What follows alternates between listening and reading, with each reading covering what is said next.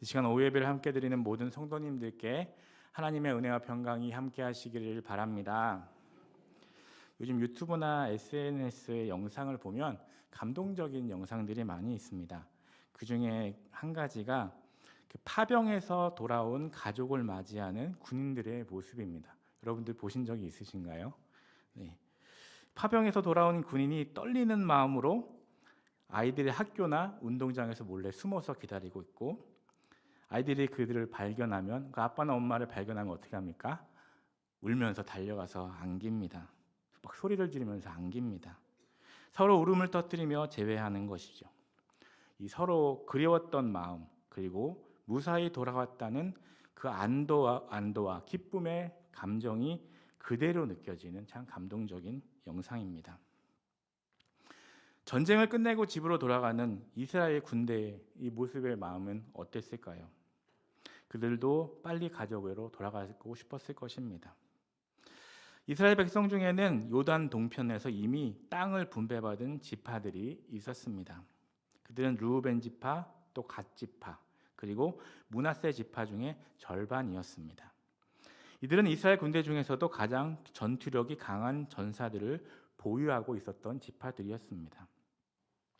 이스라엘이 아직 광야 시절을 생활을 하던 시절에 미디안 광야의 여러 사나운 부족들과 전쟁을 치르게 되었는데, 그때 이들은 가장 앞에 서서 큰 전쟁의 성과를 올린 부족들이었습니다. 승리한 이스라엘 군대는 성과에 따라 빼앗은 적의 가축을 나누었는데, 이들은 전쟁에서 공이 아주 컸기 때문에 많은 가축을 상으로 받았습니다. 하지만 그들에게 큰 고민거리가 생겼습니다. 이 많은 가축을 데리고 이동하거나 충분히 먹일 수 있는 목초지를 찾기가 쉽지 않았다는 것이었습니다. 그런데 요단강을 건너기 전 이 넓게 펼쳐진 요단강 동쪽이 그들의 눈에 들어왔습니다. 그래서 그들은 모세에게 가서 이 요단강 동쪽 땅을 자기에게 달라고 간청합니다. 그 말을 들은 모세는 처음에 그들을 향해 크게 화를 냈습니다. 지금 모든 백성이 함께 힘을 모아 요단강을 건너서 가나안 정복 전쟁을 벌이려고 하는 이 중요한 때에 자기들만 쏙 빠지겠다는 것은 굉장히 이기적인 일이었기 때문입니다. 실제로 가장 싸움을 잘하는 이 지파들이 요단강 동편에서 기업을 달라고 했을 때 다른 지파들도 그것을 들으며 주춤거리고 동요했습니다. 그러자 이 세 지파, 정확하게는 2.5 지파의 지도자들은 말하기를, 여자들과 아이들은 가축과 함께 이 땅에 정착하게 두고 남자들은 다른 지파들과 함께 가서 싸울 것이며 전쟁이 다 끝난 후에 돌아오겠다고 약속했습니다. 결국 모세는 그들의 제안을 받아들였고 이 세 지파의 용사들은 전쟁에 참여하게 되었던 것입니다. 모세를 이어 지도자가 된 여호수아는 가나안 전복 전쟁을 시작하기 전에 이들에게 모세와의 약속을 상기시키면서 가장 앞서서 나아가 싸우라고 명령합니다. 여호수아의 명령이 떨어지자 이스라엘에서 가장 막강한 군사력을 지니고 있던 이들 지파는 군소리 없이 순종했습니다. 오히려 여호수아에게 용기를 내라고 격려까지 합니다. 7년이 넘는 긴 생활 동안 전쟁을 치르면서 이 지파들은 가장 앞서서 나아가 싸움으로써 이스라엘이 승리를 거두는데 결정적인 역할을 감당했습니다. 이들은 과거의 약속을 지킨 의리의 사나이들이었고 용사들이었습니다. 오늘 말씀 1절에서 3절 말씀입니다. 그때 여호수아가 르우벤 사람과 갓 사람과 므낫세 반 지파를 불러서 그들에게 이르되, 여호와의 종 모세가 너희에게 명령한 것을 너희가 다 지키며 또 내가 너희에게 명령한 모든 일에 너희가 내 말을 순종하여 오늘까지 날이 오래도록 너희가 너희 형제를 떠나지 아니하고 오직 너희 하나님 여호와께서 명령하신 그 책임을 지키도다. 이 전쟁이 끝나고 땅 분배가 끝나자 여호수아는 이 약속을 지킨 이 2.5 지파를 불러서 칭찬하고 상을 주며 가족들이 기다리고 있는 요단강 동편 땅으로 그들을 돌려보냅니다. 먼저 여호수아는 이들이 약속을 충실하게 지켰다는 것을 칭찬한 것입니다. 요단 동편 지파들은 어떻게 보면 신앙보다는 먹고 사는 문제를 우선시한 사람들이었습니다. 그들은 목축 때문에 요단강 동편의 땅을 먼저 차지하고 서쪽 본토를 포기한 사람들입니다. 그런데도 모세는 그들에게 본토를 정복하는 전쟁에 참여하게 했습니다. 그냥 보면 모세가 그들에게 억지로 전쟁에 참여하도록 강요한 것 같고, 그래서 그들은 하는 수 없이 전쟁에 참여하게 된 것처럼 보여집니다. 하지만 그 사실은 그것이 아닙니다. 지금 이들이 우리는 요단강 동편 이쪽 땅이 좋은데 저쪽에 꼭 가서 싸워야 하나라고 생각했는데, 모세가 그들에게 안 싸우면 안 된다라고 강요함으로 어쩔 수 없이 싸우기 싫은데 와서 싸운 것이 아니라는 것입니다. 오히려 모세는 르우벤, 갓, 므낫세의 반 지파가 이스라엘의 일원으로 계속해서 속하게 되는 기회, 하나님의 언약을 나누는 공동체 안에 계속해서 소속될 수 있는 기회를 준 것입니다. 만약 그들이 요단강 동편에 그냥 머물고 정복 전쟁에 참여하지 않았더라면 어떻게 되었을까요? 그것은 나머지 지파들에게 해를 끼치는 것뿐 아니라 자기들 스스로 우리는 이스라엘이 아니다라고 하며 이스라엘에서 떨어져 나가게 만드는 원인을 제공하는 것이 되었을 것입니다. 만약 그들이 우리는 더 이상 이스라엘이 아니고 우리가 알아서 살겠다라고 했다면 하나님이 아브라함을 통해 주신 그 복의 약속을 함께 나누는 데에 참여하지 못하게 되었을 것입니다. 그러나 그때 요단강 동편 지파들은 이 기회를 놓치지 않고 성실하게 잘 감당했습니다. 나중에 다 이긴 후 수많은 전리품도 받아서 집으로 가져갈 수 있게 되었습니다.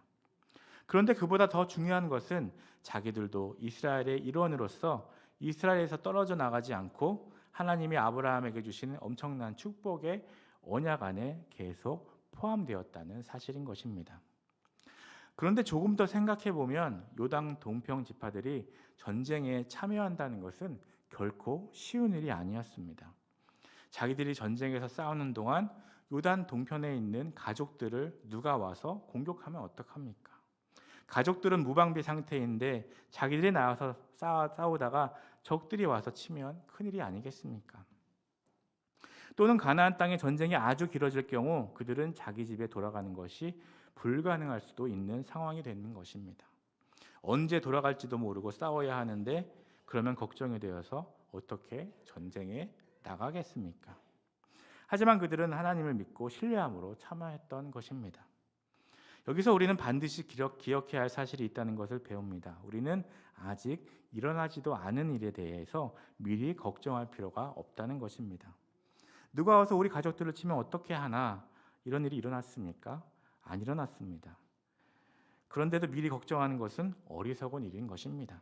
우리가 걱정하는 대신 우리가 무엇을 해야겠습니까? 하나님께 기도하며 맡겨야 합니다. 우리가 걱정하고 대비한다고 해서 안 좋은 일이 안 일어나는 것이 아닙니다. 또 걱정한다고 해서 일이 이루어지는 것도 아닙니다. 기도할 때 하나님께서 역사해 주시는 것입니다. 반드시 우리가 원하는 방법이 아니더라도 하나님이 보시기에 가장 선한 방법으로 반드시 인도해 주십니다. 우리는 맡기고 나가는 수밖에 없는 것입니다. 내가 걱정한다고 바뀌는 것은 없습니다. 그러나 그냥 맡기고 아무렇게나 살아도 된다는 것이 아닙니다. 하나님께 맡기고 나에게 지금 주어진 사명을 다하며 살아가는 것입니다. 그것이 하나님의 나라와 의를 먼저 구하는 삶입니다. 우리가 염려한다고 되는 건 없습니다. 그래서 우리는 하나님께 맡기고 기도하며 지금 주어진 사명에 최선을 다하며 살아가야 하는 것입니다. 그러면 하나님께서 모든 길을 인도해 주실 것입니다. 우리가 하나님의 말씀에 순종해서 첫 걸음을 내디딜 때 하나님은 요단강 동편에 우리가 두고 온 가족들도 지켜주실 것이고 전쟁도 정확한 때에 끝나게 하실 것입니다. 이것을 믿고 나아가는 것이 하나님을 믿는 사람들의 할 일인 것입니다. 요단강 동편 지파들은 사랑하는 가족들과 떨어져 8년 가까운 시간 동안 긴 전쟁을 훌륭히 치러냈고 결코 중간에서 포기하지 않았습니다. 그들은 몸도 마음도 굉장히 힘들었을 것이지만 특히 두고 온 가족들에 대해 굉장히 걱정되었겠지만 그래도 자기 동족을 버리지 않고 약속을 잊지 않았으며 오히려 끝까지 앞장서서 전쟁을 치러냈습니다. 하나님의 일은 금방 될 때도 있지만 때로 오랜 시간이 걸릴 때가 있습니다. 그래서 얼마나 많은 사람들이 힘들다고 중간에 그만두고 포기하는지 모릅니다. 그러나 승리하는 사람들의 특징은 끝까지 인내하며 버틴다는 것입니다. 그러면 우리는 언제까지 인내합니까? 책임을 완수할 때까지입니다. 하나님이 이제 됐다라고 하실 때까지인 것입니다. 이 2지파 반, 2.5지파 사람들은 어렵고 힘든 중에도 자기들에게 주어진 책임을 완수했습니다. 끝까지 책임을 다한 것입니다. 이런 것이 진정한 믿음의 사람이 보이는 모습입니다. 진정한 믿음의 사람은 끝까지 약속을 지키고 책임을 완수하는 사람임을 우리는 기억해야 하겠습니다. 하나님과 사람 앞에서 한 약속을 성실하게 지킨 요단강 동편 지파 사람들은 그들을 칭찬합니다. 여호수아가 칭찬하고 이제 전쟁을 마치고 고향으로 돌아가는 그들을 또한 축복합니다. 그들을 축복해서 돌려보내는 동시에 여호수아는 그들을 향해 믿음의 권면을 잊지 않았습니다. 4절에서 6절까지 말씀입니다. 이제는 너희 하나님 여호와께서 이미 말씀하신 대로 너희 형제에게 안식을 주셨으니 그런즉 이제 너희는 여호와의 종 모세가 요단 저쪽에서 너희에게 준 소유지로 가서 너희의 장막으로 돌아가되 오직 여호와의 종 모세가 너희에게 명령한 명령과 율법을 반드시 행하여 너희 하나님 여호와를 사랑하고 그의 모든 길로 행하며 그의 계명을 지켜 그에게 친근히 하고 너희 마음을 다하며 성품을 다하여 그를 섬길지니라 하고 여호수아가 그들에게 축복하여 보내매 그들이 자기 장막으로 갔더라. 아멘. 여호수아는 이들에게 평화로운 안식을 위하여 힘써 땅을 경작하라. 성읍을 더 튼튼하게 쌓고 살라. 주변을 정복해서 땅을 더 넓히라. 라는 권면을 하지 않았습니다. 여호수아는 하나님이 그들에게 무엇을 원하시는지 잘 알고 있었습니다. 그래서 하나님의 마음을 그들에게 말해줍니다. 먼저 여호수아는 그들에게 하나님을 사랑하라고 명령합니다. 여기서 사랑하다라는 히브리어 단어에는 좋아하다, 기뻐하다라는 뜻이 들어 있습니다. 정말 그렇습니다. 사랑하지 않으면 모든 일이 부담스럽고 짜증이 납니다. 남녀가 서로 사귈 때 사랑하는 연인을 또 결혼한 부부는 사랑하는 배우자를 기쁘게 해줄 수만 있다면 무엇이든지 할 것입니다.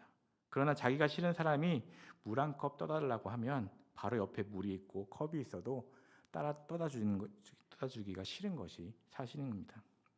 하나님을 향한 사랑이 없다면 우리의 신앙생활은 딱딱한 종교의식과 지루한 의무감으로 전락해버리는 것입니다. 그것은 너무나도 슬픈 일입니다. 하나님을 사랑하는 사람이라면 자기의 가장 귀한 시간을 들여서 하나님의 말씀을 읽고 기도하고 찬양하고 예배합니다. 그런 것이 하나님과의 사랑의 난로에 땔감을 넣고 불을 계속 지피는 일인 것입니다. 하나님을 사랑한다면 그냥 남는 시간을 드리거나 귀찮아할 수 있겠습니까? 하나님을 사랑한다면 재능이나 물질이나 시간을 하나님이 기뻐하시는 방향을 위해 사용할 것입니다. 우리 수도원교회 성도님들은 모두 하나님을 사랑하는 성도들이신 줄 믿습니다. 아멘. 네. 두 번째로 하나님의 모든 길로 행하라고 여호수아가 명령합니다. 우리 눈에는 안 보여도 물속이나 공중에도 길이 있다고 합니다. 물고기들도 다니는 길이 있고 새들도 길을 따라 이동합니다. 비행기도 하늘 길을 따라 이동합니다. 우리 인생도 그렇게 길을 가는 것과 같습니다. 여호수아는 요단강 동편 지파 사람들에게 하나님의 길로 행하라고 권면합니다. 여기서 행한다는 말은 걸어간다는 뜻이고 그것은 살아간다는 말과 같습니다. 우리가 하나님을 사랑하는 구체적인 방법은 하나님의 길을 존중하고 오직 그 길로만 걸어가는 것, 즉 하나님이 기뻐하시고 원하시는 방향으로 살아가는 것입니다. 세상 모든 사람이 다 가는 길이라고 해서 그것이 꼭 좋은 것은 아닙니다. 아무리 다수가 가는 길이라도 그 길이 하나님이 원하시는 길이 아니라면 가지 말아야 합니다. 그것이 바로 하나님을 믿는 사람이 이 세상에서 감당해야 하는 외로움이며 고난입니다. 남들은 다 하더라도 나는 하나님을 믿는 사람이니 그러면 안 되지 생각합니다.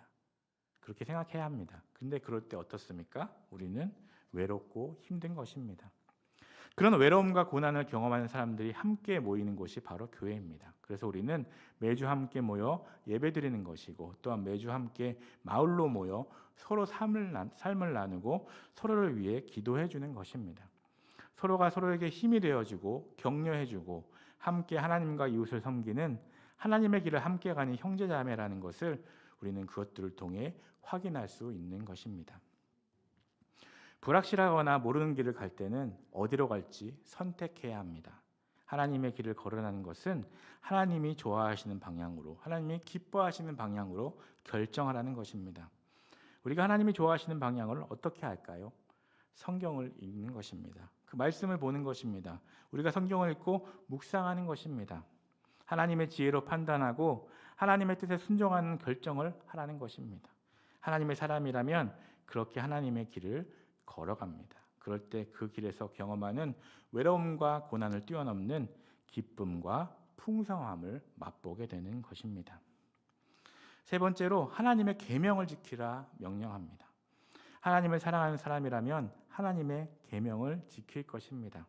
내가 정말로 사랑하는 사람이 이것 좀 해줘 하면 기뻐서 해줍니다. 여호수아는 오랫동안 충성스럽게 자신을 따른 요단강 동편 지파에게 앞으로도 계속 나에게 충성하며 나의 말을 들어라 요구하지 않았습니다. 사실 우리 대부분은 자기가 충성하는 사람을, 자기에게 충성하는 사람들을 옆에 두고 싶어 합니다. 다른 사람들을 내 사람으로 만들려 하고, 혹시 다른 사람과 친해지는 것 같으면 속상해하거나 질투하기도 합니다. 그러나 여호수아는 이 동편 지파 사람들에게 자기 말이 아니라 하나님의 말을 지키며 살라고 합니다. 이처럼 하나님의 사람은 다른 사람들이 자기가 아니라 하나님을 보도록 해주는 사람인 것입니다. 자기 말이 아니라 하나님의 말씀을 듣게 해주는 사람입니다. 여호수아는 이것들을 잘 알았기에 그렇게 권면합니다. 하나님의 계명을 지키라 말씀하신 것입니다. 네 번째로 하나님에게 친근히 하라 명령합니다. 이것은 하나님께 가까이 하라는 것입니다. 친근히 한다라는 말은 히브리어로 착 달라붙는다, 꼭 붙잡는다, 있는 힘을 다해 따라간다라는 뜻입니다. 이것은 사랑하는 사람에게 하는 행동과 같습니다. 착 달라붙고 꼭 붙잡고 힘을 다해서 따라가는 것입니다.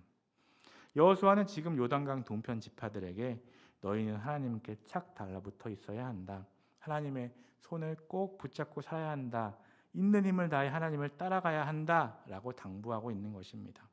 바로 그것이 하나님께서 주신 복을 누리는 길이기 때문입니다. 그러나 우리 인간의 본능은 자꾸 자기가 주인이 되려고 합니다. 자기 마음대로 인생을 살려고 합니다. 인생의 모든 결정을 자기가 내리려고 합니다. 자기가 하나님 노릇을 하려고 합니다. 바로 그것이 죄의 본질이며 아주 위험한 그 죄의 길에 시초가 되는 것입니다. 아프리카에는 사자도 있고 하이에나도 있습니다. 하이에나는 평소에 감히 사자를 건드릴 생각도 하지 못합니다. 그런데 가끔 이 새끼 사자를 공격하는 경우가 있습니다. 언제일까요? 바로 새끼 사자가 어미 사자에게서 멀리 떨어진 때입니다. 그것을 확인하고 공격합니다. 어미 사자의 관섭이 귀찮다고 자유를 찾아 나 혼자 나온 새끼 사자는 곧바로 하이에나의 먹잇감이 되고 마는 것입니다. 하나님을 떠나 자기 마음대로 살겠다고 하는 인간은 언제 악한 세력의 밥이 될지 모릅니다. 새끼 사자 때문이 아니라 함께 있는 어미 사자 때문에 하이에나가 감히 접근하지 못하는 것처럼 우리가 강한 것이 아니라 우리와 함께 하시는 하나님이 강하시기 때문에 우리가 안전하고 승리하는 것입니다. 강하신 하나님과 동행하면 사탄은 감히 우리를 건드리지 못합니다. 결국 승리의 열쇠는 하나님께 착 달라붙어 있는 것입니다. 그래서 우리가 함께 모여 예배드리고 교제하고 또 사역하며 신앙생활을 하고 또 흩어져서는 하나님의 말씀을 붙들고 기도하며 나아가는 것입니다. 여호수아는 마지막으로 마음을 다하여 성품을 다하여 하나님을 섬기라 명령합니다. 여기서 섬기다라는 말은 종이 주인을 위해 일하고 봉사하는 것을 의미합니다.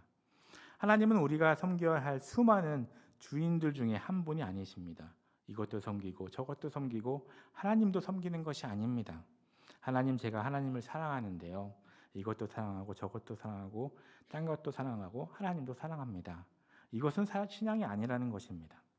오직 그분만이 우리의 사랑과 섬김을 받으실 유일한 주님이십니다. 그러면 우리는 그분을 어떻게 섬겨야 합니까? 너희 마음을 다하며 성품을 다하며 그를 섬길지니라.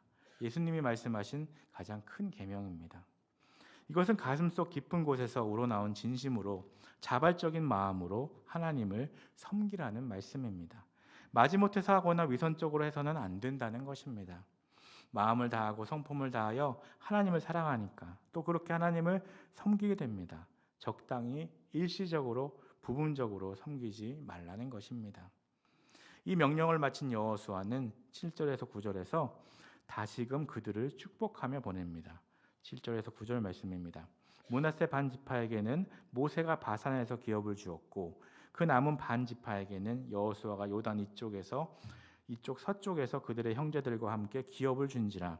여호수아가 그들의 장막으로 돌려보낼 때에 그들에게 축복하고 말하여 이르되 너희는 많은 재산과 심이 많은 가축과 은과 금과 구리와 쇠와 심이 많은 의복을 가지고 너희 장막으로 돌아가서 너희 원수들에게서 탈취한 것을 너희 형제와 나눌지니라 하매 르우벤 자손과 갓 자손과 므낫세 반 지파가 가나안 땅 실로에서 이스라엘 자손을 떠나 여호와께서 모세에게 명령하신 대로 받은 땅 곧 그들의 소유지 길르앗으로 가니라. 아멘. 여호수아는 자신을 불태워가면서 최선을 다해 하나님을 섬겼고 또 이스라엘 백성을 섬겼습니다. 그리고 이제 그들을 떠나보내면서 마지막 믿음의 당부를 한 것입니다. 우리도 한 번 사는 인생입니다. 우리도 최선을 다해 하나님을 섬기는 삶을 살아야 하겠습니다. 또한 서로 칭찬해주고 축복해주고 말씀으로 서로 위로하고 격려하며 간절히 기도해주는 삶, 그런 공동체를 우리가 이루며 나아가기 원합니다. 그리고 또 흩어져서는 하나님이 기뻐하시는 그러한 삶, 하나님과의 교제 가운데 하나님과 동행하는 삶을 살아가는 저와 여러분 되시기를 간절히 소망합니다. 기도하시겠습니다. 사랑의 하나님, 오늘 말씀을 통하여 깨달아 알게 하시고 또 새롭게 하시니 감사합니다. 오늘 들은 말씀처럼 최선을 다해 하나님을 섬기고 또 서로 칭찬해주고 축복해주고 말씀으로 서로를 위해 격려하며 간절히 기도해주는 삶, 또 흩어져서는 하나님 기뻐하시는 그러한 삶,